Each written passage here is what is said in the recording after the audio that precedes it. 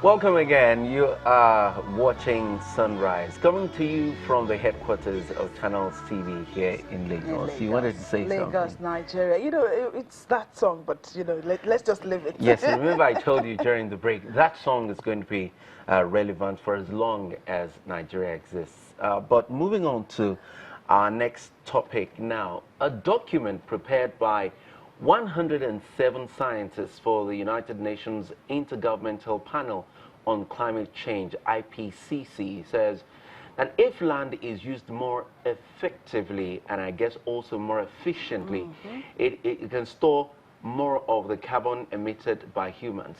The latest Intergovernmental Panel on Climate Change report says while fossil fuel burning for energy generation and transport garners the most attention, activities relating to land management, including agriculture and forestry, produce almost a quarter of heat-trapping gases.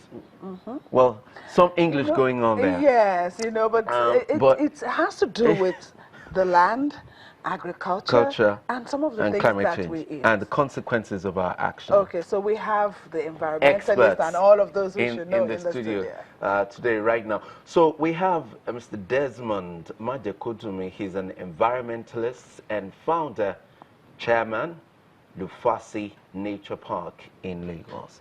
You're welcome, sir. Thank you. All right, so we also have Professor of Climatology, Emmanuel Oladipo, and he's also a climate change expert. Thank you very much for being part of the conversation. Good morning. All right, so let's begin. Let me begin with you, Professor. Yes. So you understand that report. What does it mean, and how should Nigeria respond to that report? Thank you very much. Let me commend channels because you're always demonstrating you're on top of the show. This report was discussed only on Thursday, 8th of August in Geneva, in Vienna, Geneva, I think. And I was really surprised when I was called yesterday that I should come and discuss the report. Actually, it just came out. It's the policy summary that has been out. But I want to just give the audience some ideas of what happens. The IPCC we talk about is a committee of scientists. They keep on changing from time to time. I was one of those that wrote the 1991, the first report. But between the IPCC had produced 5 major reports. In between each report, they normally have some specific reports again. The 5th report of the IPCC came out in 2014 or 15. And the next one, the major report, is expected to come out in 2022. Between that period and 2022, they have tried to write 3 reports. One report says that we must do everything possible in order to limit the impact of climate change, to make sure that the greenhouse gases, those gases that are trapping the heat, are reduced drastically so that the temperature increase relative to what it was about 1990 should not be more than 1.5 degrees C. That if it is more than 1.5 degrees C, then we are going to be in trouble. And you can see what is happening all over the world this time, in Britain, in the US, in Nigeria, the heat wave that is coming on. This report that came out on Thursday is the second in the series, and it's called Climate Change and Land, and with emphasis on what we thought was not a problem before. When we first started talking about climate change, everybody was particular about industries, transportation, fossil fuel, oil and gas. And we didn't talk much about agriculture until much later. We didn't talk about the way we are using the land until much later. But this report is now coming out to say, look, we are taking a lot of things for granted, particularly the developing nations, where most of the industries are more or less not functional as such. So we depend on the land, and we are using we depend on agricultural resources and the forestry and other land use. That's what we call AFOLO. That this has to be taken care of now. And I want to sound a note of caution because sometimes we scientists in the developing nations tend to try to dismiss some of these things. This report was not written by scientists from developed countries alone. More than 50% of the people that wrote this report are from developing nations. So it's not that just that the developed nations are trying to impose something on us so that we don't dismiss them. What this report is saying is that nearly 24% of the total amount of huge amount of over 37 gigawatts, gigatons of energy that gas that we are pumping into the atmosphere is coming from our agriculture and forestry and other land uses. And unless we do something about it, it may even be worse than what we thought. In the case of Nigeria, there's a report that is about to be released. It's called the Third National Communication. Every 2 years or 3 years, every country reports to the United Nations Framework Convention on Climate Change. That's, you write where you are, what you have done, and everything. The third report Nigeria is writing, which should have been released by last year, but it's likely to be released later this year, indicates clearly that even this 24% we are talking about in terms of land use globally does not apply to Nigeria. Nearly 67% of the greenhouse gases in Nigeria that are being emitted in Nigeria are actually from agriculture, forestry, and other land use. Okay, so I'm listening to you now, and I'm thinking of the farmer. I'm thinking of cassava. I'm thinking of yam. I'm thinking of, what does this say? Let me come to the evangelist here, the environmentalist. What does this say? Are you saying that we shouldn't farm again, just in case somebody's thinking, are you saying we should not use our land again? Good question. Well, first and foremost, we should, take cognizance of what our esteemed professor has said. He was part of writing reports in the past. He knows what he is talking about. And what are we referring to? We're referring to climate change, which has been classified by the Secretary General of the United Nations as what? An existential threat. The worst problem facing humanity. And as if we didn't have enough problems. Eh? Just now you had some people talking about kidnapping. The reality is, a hungry man is what? A hungry woman is even worse than a hungry man. Yeah, that's the harsh reality. And what we're talking about now is something that's going to aggravate the capability of land to produce enough food. Okay? We're talking about hunger being aggravated in the land more than what it is now. It's bad enough that we're experiencing mass poverty. But you put mass poverty against mass food shortage. It is a catastrophic time bomb ticking away, waiting to explode, but we have a chance to defuse it. And the question that you ask is part of that process of how it can be diffused. We have to change our practices. We have to change a lot of our agricultural practices. We've been too harsh with nature. You see, ever since the advent of the Industrial Revolution 200 years ago, where because of the spirit of witty invention, we came up with some nice inventions and so on, we started as mankind now, not just Nigerian kind, mankind generally, started becoming far too arrogant with nature, feeling that we have power over nature, we can do this, we can do that, And in the process, we started adopting this mechanistic view towards nature. Prof, isn't it as if, okay, we are apart from nature, we are independent from nature, we can use nature as a machine. And so we were poisoning the atmosphere from the beginning of the Industrial Revolution. Massive amounts of poison in the atmosphere, which has upset a perfect system. Or will you not agree that God Almighty, who has created the heaven and the earth, is a perfect God? He's a perfect God. He created a perfect system. We have now put imperfections into the system, the atmosphere, with billions and billions of tons of these noxious gases that is causing climate change, that is causing these terrible aberrations, but also from the agricultural practices. We have to just slow down. Practices? A lot of the modern techniques have been far too aggressive, and they've been based on maximizing yield, maximizing profit in the short term. Okay? When you do too much of mechanization, and when you decide, okay, forest is an obstruction because you can't make as much money from the forest as you can if you just clear the forest and put plantation upon plantation upon plantation there, you're now causing an aberration. And part of that aberration, as has been identified by this incredible panel of people like our professor here, you know, we're talking of high caliber scientists, high caliber people, the International Panel for Climate Change. What are they? They have determined that these processes that we're using, it's releasing far too much more of these greenhouse gases, particularly the carbon dioxide, but also methane and a few other gases. So overt mechanization, and then also the profit motivation. It's not all about the money.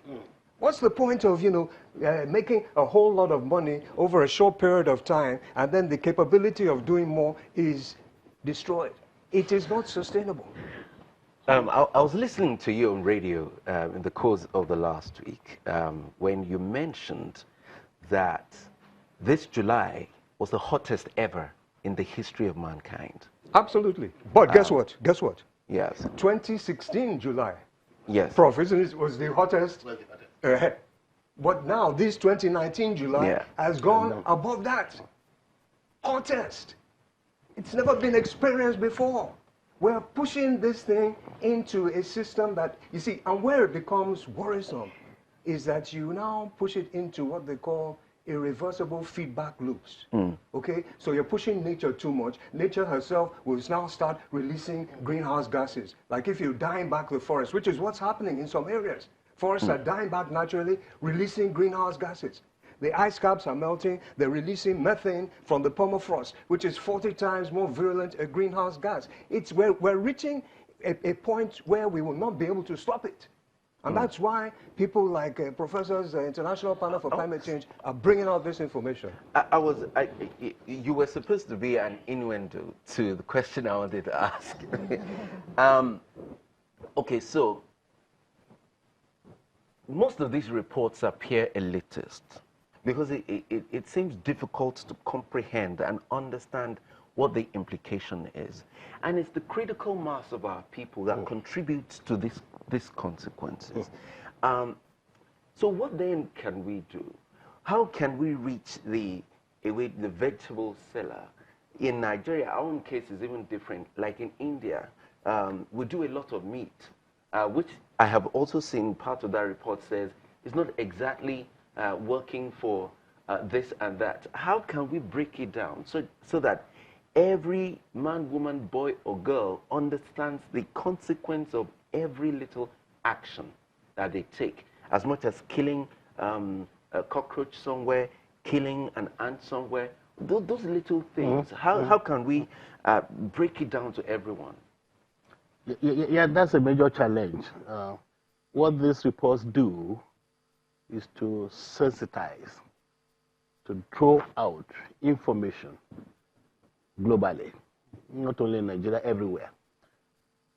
And because we are part of that global system, we signed the convention as well. We have focal points.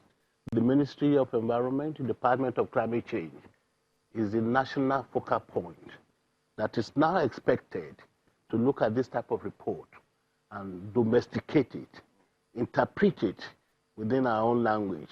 What is the implication? What are we not doing right? What should we be doing in the area of agriculture? What should we do in the area of livestock? I'm sure some of the people that read the report were the headline, the news media was, "Stop eating meat." and I think that was very striking. The media used that one to say, "Stop eating meat." And I said, oh, in Nigeria, okay, fine. Meat Let's see how it goes. contributes about 13% of the protein source for an average Nigerian, regardless of whatever I want to say. But that's not what the report was saying, actually. The report says that we should try to eat what we call balanced diet, in which our efforts are towards plant-based food resources. And ironically, if you have been watching CNN, one of the innovations that is coming up now, I can't remember whether anybody has seen it, the hamburger they want to be making now is going to be from plant. And the guy was on the TV, on the CNN, tasting hamburger made from so-called plant-based meat, and another hamburger that is from the cow itself. And he said he couldn't taste the difference, which means the developed nations are already working towards certain things like that.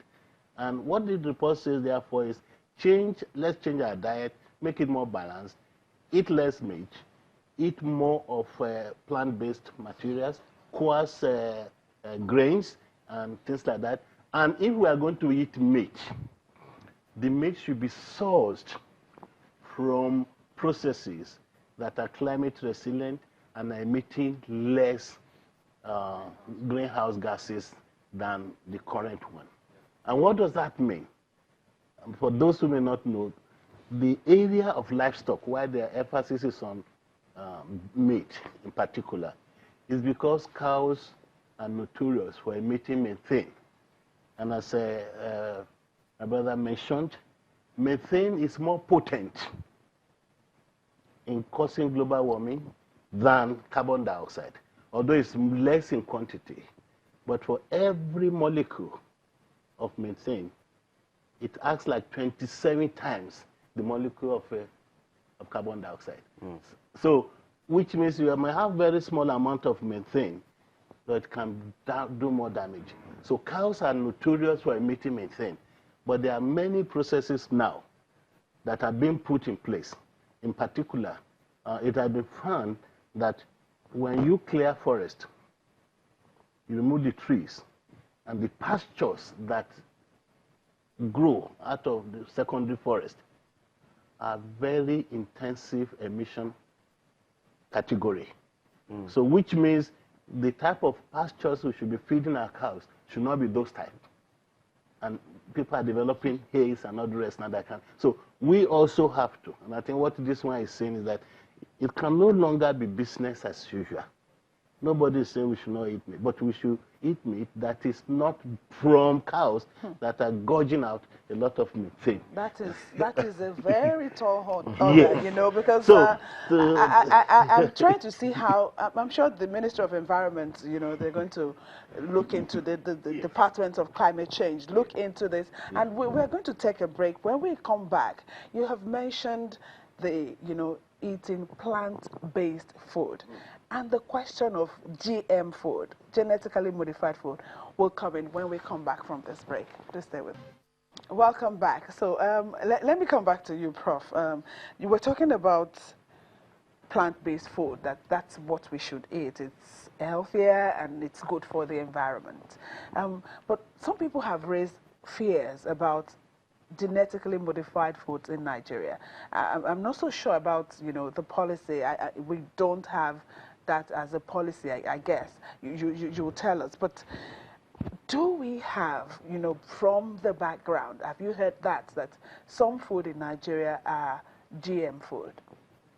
There has been some concern. I know a colleague of mine, Nemo Bassi, has been raising a lot of issues about this GMO food stuff in Nigeria. But as far as I know, and as far as the Biosafety Agency is concerned, they've been giving us the assurance that we have not imbued the concept of GMO in Nigeria. But whether all the food we are eating are completely GMO free or not, I'm not too sure. Because you see some rice, they are so big, you don't know whether they have been infected with some, things. And you see a lot of this chicken coming in, frozen for so many days and all the rest. So it would be nice. We have to be very cautious here. I don't know whether we have the GMO act that says you cannot relay this GMO. But coming back to the issue of plant-based, I don't think it's talking about genetically modified. This country is blessed. Yeah, that's what I was going to say, because we have arable land. Exactly. So why should we have be going arable into... land, and people may not really understand it very well. If you look at a lot of people in the rural areas, a lot of our mothers and grandfathers and all the rest, they live beyond 80, 90, because when I grew up with my grandmother, there was no leftover. Every day was fresh vegetable, picked from the garden or from the backyard, and it's taken. So those are the type of things I think the report is talking about. And why is it talking about plant-based? It is because when you plant these plants, when you plant the vegetables, they are acting like sink for the carbon. So it's not like if you just clear and you are using heavy manure and all the rest. So plant-based simply means we must make sure the land is usually covered most of the time.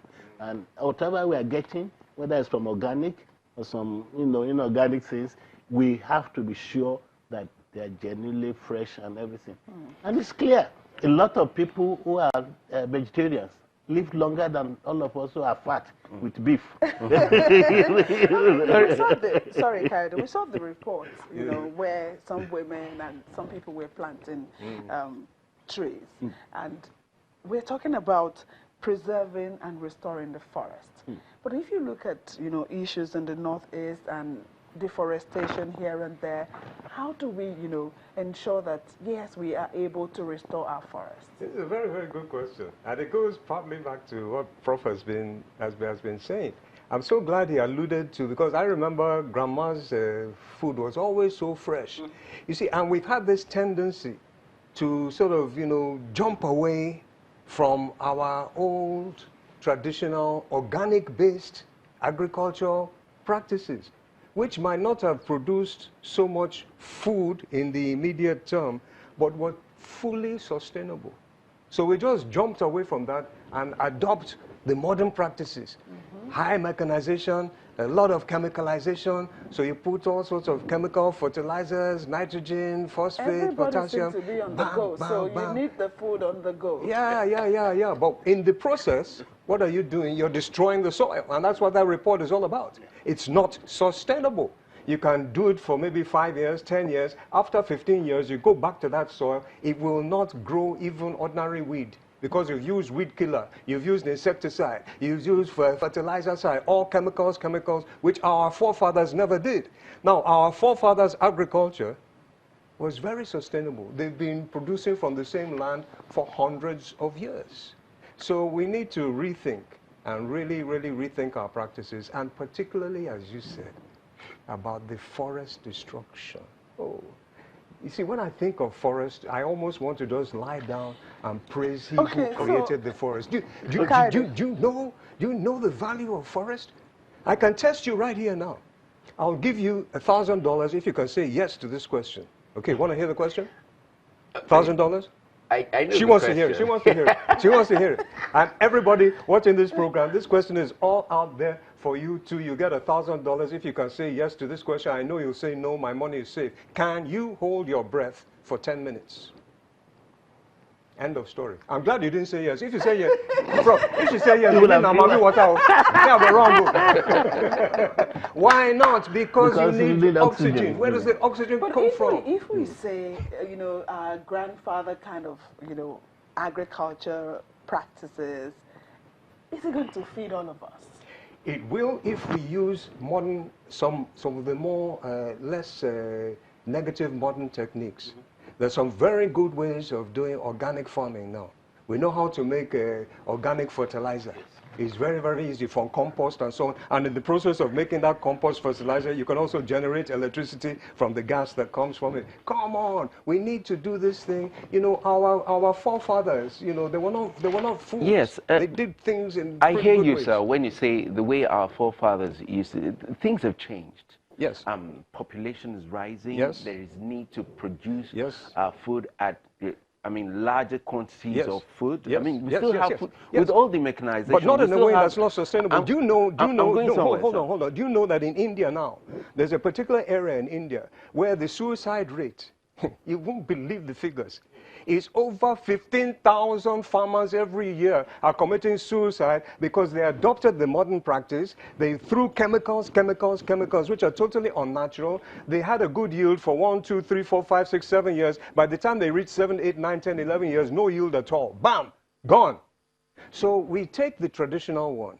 We take what our forefathers had, and we modernize it gently, organically. All right. Organically. But to get back to her point, please, the trees. You know, and Prof will bear me out. Prof will bear me out. The scientists of the world have just released a report which is in tandem with this report that we need to plant 1 trillion trees. Otherwise, Globally or in Nigeria? Globally. Okay. Ethiopia has just planted 300 million trees in one day. Okay, so what would you say to, sorry, Kayode, what would you say to, look at Lagos? Yeah. And so every space is taken up. Everyone wants to build a house. Want to build a house. And then we want it, concrete here and there. So what would you say to landlords or house owners in Lagos who, every space is taken up? Yeah, the damage has been done. And there's hardly anything we can do about what is already there. I think what is important now, it's not every part of Lagos that everywhere has been taken up. Those that are still available, there's what we call vertical development. The era of, I must have my 2-bedroom bungalow. You must have your 3-bedroom bungalow. And everybody gets scattered. It's over. Go to South Korea.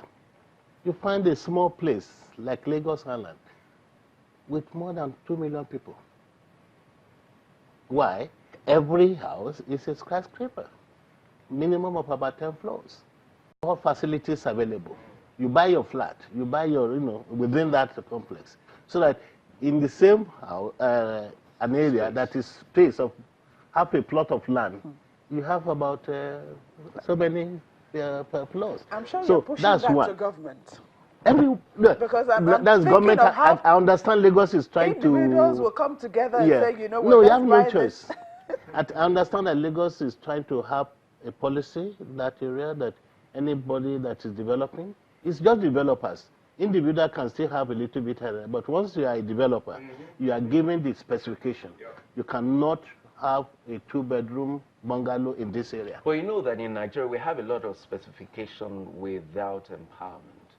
I mean, the government can legislate that, but if there is no empowerment, I mean, if that is not being supported. Okay, you see, my namesake, and I'm kind of the, but my own impression about this Nigeria is that government, when it doesn't want to work, it will not work. When the government wants to work and is interested in that thing, it gets it done. And I don't really go along with this. What is the enforcement there? You are a developer. You came for an approval, and I'm saying that there's no more 2-bedroom bungalow. That all your houses in this estate must be a minimum of 4 floors, maybe because of our power problem. We cannot go to 10 floors yet. There may not be water and everything. So it's okay, minimum of 3 floors. So, and without that, you cannot construct. It doesn't take much. A lot of the challenges we are having is because a lot of people compromise. It's not the government. It's not the governor that signed that somebody should put a house in the waterway. It's the people working in planning. They say, let's look at this way. Okay, your house is not too close. It's about 2 meters away. And by the time the man finished building the house is exactly at the center of the drainage system because the 2 meters given to him, he wants to occupy it. Secondly, there's a law, I understand, that even when you have a bungalow, 40% of your land must not be covered, must be green. That was the concept that was used in those days in Ikoyi and Victoria Island. Were we hearing about flood in Ikoyi before? No. Because an average house that the white person left behind would be a 3 or 4 bedroom bungalow with a long span of green land that will absorb a lot of water when it rains. But now, you find somebody will build a house and wants to have about 6 houses within a one plot of land. You know, all right, so in Nigeria, we're beginning to have the social impact of climate change in the country, which is responsible for part of the farmer headers crisis. Absolutely. Because, I mean, green is not readily available in all parts of the country. Yep. So what must we do, and what will be the contribution of climatologists and environmentalists like you to that conversation? That's a very, very good question. And, you know, in my humble opinion, I would actually like to take it to the faith institutions. Yes. I'd like to take it to the churches and the mosques. And, you know, very, very humbly challenge the leadership of those institutions to take cognizance of basic facts that are there in the scriptures. The one I'm more familiar with is the Bible. And it opens up in Genesis 2:15. It says, God Almighty put the man in the garden to care for and to keep it, to tend it, to have dominion. And dominion is a stewardship. And in the Holy Quran, I've been assured by scholars there, in fact, we just recently had a multi-faith conference, and they said there are many, many scriptures in the Quran that also allude to this fact. And then the question arises, how can you wholeheartedly praise God the Father when God the Father has made this wonderful creation, which is entirely your life support system, and he says, care for it? You're destroying his creation and you're praising the Father. I mean, it's strange. You know, if me as a daddy, I give my children a wonderful house with everything in the house, and I say, my children, this is for you, my beloved children. You have to look after it because it's for your children's children. And we say, yeah, daddy, love you, daddy. Yeah, daddy, praise daddy. And then you start wrecking the house. Will I be happy? Especially if in the process of wrecking it, you're compromising the very future of your own children. And this is what we're doing. This is what we're doing with climate change. It's been described as an existential threat. We're wrecking the systems. Too much poison. Look, if I bring a generator in here and spark it, will you still stay here? And let the fumes, I mean, you will leave the room quickly. Have we proved? We will leave. Because it's given out what? Poison. And you know the billions of tons of this poison that we've been putting into the atmosphere, but we have to change our attitude. We have to really, really start loving our God, the Creator, and really start caring for his creation. That's why I wear this badge all the time. So it says creation care. His question, part of what you say is, how do we now, as individuals, practically also, contribute to our quota? quota? The practical side. Well, every action comes from the mind. So we got to get that mindset correct, that we are custodians of this creation. And it's really, really important. It's more important than the education systems. It's more important even than the infrastructures, as important as those are. Life support systems, as we just readily said, that which provides the oxygen is important. So we've got to get that mindset that we're going to be more benign, we're going to be more caring for the creation. Then the practical things, we've got to have green. You've got to plant a tree somewhere, either in the children's school or in your house compound. If you don't have space in the compound, then at least have a flower pot with some green in it. If you don't have space for the flower pot, at least you have a window ledge. So you can put what they call a jam jar garden. Just a little jar with, you know, go green, promote green, and try very, very much not to do too much of this pollution, plastic pollution and so on. In addition, I think to me, what has been missing is the following. Nigeria is a very peculiar country. We have a challenge, and nobody think, well, I will not say nobody. We don't seem to think out of the box.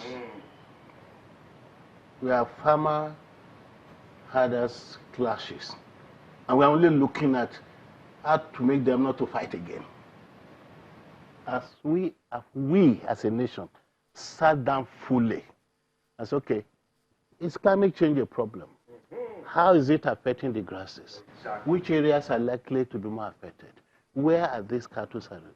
In what way can the role of climate be put in to develop certain things that can help the herders to recognize the need to adjust? Exactly. In what way can agricultural practices, because what we need is not the extensive type of agriculture we are practicing, which makes it difficult. You keep on expanding, therefore you're reducing the grassland. Intensive agriculture, diversified agriculture, that from one plot of land that we are getting only 10 bags of maize before, you can get 40 bags. So that you don't have to have 10 acres before you meet your family needs within the same 1 acre. So that there will be another 1 acre that grass can be there. And then in the case of the herds people, what are the type of grasses can we really be planting? It's not every part of the north that is desertified. There are many floodplains in the northern part of Nigeria where we can get a lot of grasses that farmers, herdsmen can settle on and feed on them. Exactly. Let's think about all this holistically. Yeah. But just they killed somebody today and they're fighting tomorrow, and we are only looking at the social aspect, the physical aspect, the basis responsible for some of these conflicts. We have not really addressed it. And to extend on that, stop the desert, for God's sake. Yeah. We've had interventions for the last 20 years supposed to stop the desert. The last one we had was supposed the Green Wall of Africa. Other African nations have a green wall. And then Nigeria, there's a gap. Nigeria's green wall failed. Yeah. Stop the desert because, Prof, I don't know, have cows evolved to be able to eat sand? They will not. So what we're doing is destroying where they could have eaten by not preventing the desert. The last part of this report comes up very clearly. Listed about 15 things that every country must try to do. Okay, so give us like 5 that some we of can them take home. Is what I started talking about. Improve agricultural productivity. Improve grassland management. Improve land and water management. Improve the forestry. Nigeria has only about 4% of its forest resources left. We must have to. The national policy says we must expand our forest resources to 25%. All right, I guess that's a decent goal. That we should be able to really. And then you said we should plant trees. Plant trees. We should look for just a small space. Ethiopia that is dry was able to plant 230 million trees in 1 day. Okay. Everybody lined up. So we have our goals cut out for us. Now, if you didn't get anything from this session, just know that the world has 1 trillion trees to grow. Yeah. Take your pick. And ensure that you participate in that. And the environmentalists have said, if you don't have the land to plant, get a pot. Yeah. Yes. If you don't have, where to put the pot, put it somewhere. Every plant will absorb carbon dioxide. Every plant absorbs carbon dioxide. This is a call for revolution, all right. A creation care revolution. All right, thank you. I guess that's a decent place to leave it. That's the conversation now about climate change, and we do hope that people will take responsibility and be a part of that. We've had Mr. Desmond Majakodumi, environmentalist and founder and chairman, Lufasi Park Nature. Thank you for being part of the conversation. And also Professor Emmanuel Oladipo is a professor of climatology and also climate change expert. Thank you for chipping in to the conversation this morning.